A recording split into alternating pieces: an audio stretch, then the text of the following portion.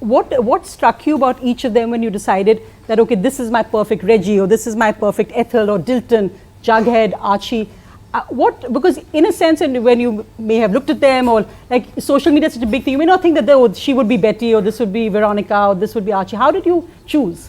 We auditioned a lot of people. I mean, I think the whole casting process was at least 8 months to a year. We worked with Nandini Shrikant and Karan Mali, their casting directors, and they're excellent. We knew we wanted newcomers, so that took all the existing established actors out. We knew they had to be 17 years old, so they really had to be like rank newcomers. We tested them, and you see if they're talented, can they act? B, if they could be a physical fit, a physical match, and 3, which I find the most important thing, is that is there something in the personality of the actor that has the essence of the character. And I think if you find that, you can just build around it. So each one had a bit of a tone that I needed for the character.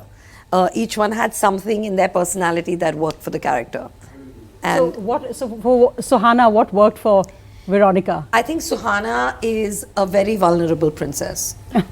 Yeah, that's what I think worked for me, because I wanted Ronnie to be very vulnerable, and she is a princess. She doesn't have to try. So I think that was Archie. I think it was just pure innocence. It was just his innocence, and you just believe him, his He's sincerity. blushing, yeah. With Khushi, it was definitely vulnerability, sweetness. With Ethel, it was her sass and her quirkiness. There's no one like her. She's just one in a million. Then there was Jughead, which I just found his comedic ability, his look. He's a chameleon. He can do anything. Mihir. And with Dilton, I mean, he is Dilton. Doily. And he's as articulate, as intelligent. He's the brightest in the bunch. Oh. He's super smart. They're very upset. I've got a dirty look from Maggie. And with Vedang, it was swag.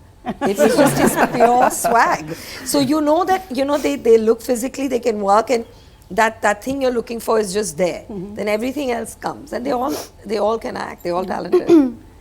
And Reema, of course, this movie is also about young people changing their bit of the world. They can't change the whole world, but they're changing what they can, and it reflects that innocence, but also that determination, grit, where young people often are underestimated by adults who think that they can't do it. What do they know? Is that like the larger message, or what's the message of the film, if you had to pin it down to one? I think the message was, you're never too young to change the world. So definitely that was something that, and I think also the period that we set it in had a lot to do with this, because the 60s was. Yeah, sorry, go ahead. The 60s was the time when, people started rebel, or whatever, rock and roll in terms of music, art, college kids. People actually, that was the time people thought they could change the world. As a era, not every teenager thinks they can change the world, I think, but I think 60s there was a lot of social mobilization and So idealism. Yeah, I think. And I think when you're a teenager, you are asserting your identity as an adult and who you are. And there is an idealism that happens. You're invincible when you're a teenager. You think you're going to take on the world and it's going to change, and you're going to make it a better place. And that's the only age and stage that happens at. And to capture that was important.